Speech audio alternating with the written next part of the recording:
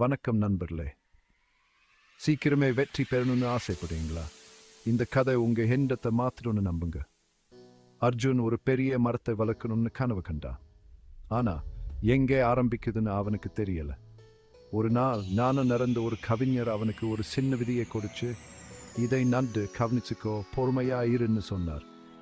ஆர்வமா அர்ஜுன் அந்த விதையை நட்டான். ஆனா நாட்க கடந்தும் எந்த வளர்ச்சியும் இல்லை. பொறுமை இழந்த அவன் விதையை அங்கோ இங்கு மாத்தி வச்சான்.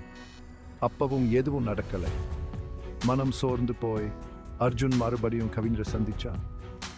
அவர் மெதுவா சொன்னார், இயக்கக்கு நேரம் தேவைப்படும், உண்மையான வளர்ச்சிக்கு பொறுமை அவசியம். இப்போது அர்ஜுனுக்கு புரிஞ்சுது.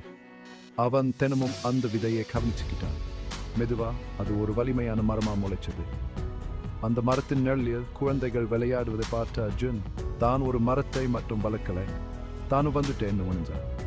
கதையின் நீதி உண்மையான வெற்றிக்கு பொறுமை, கடின உழைப்பு, தொடர் முயற்சி தேவை. ஒரு விதையை போல உங்க திறமைகளும் அதுக்கான நேரத்தில் மலரும். உங்க வளர்ச்சியை அவசரப்படுத்தாதீங்க.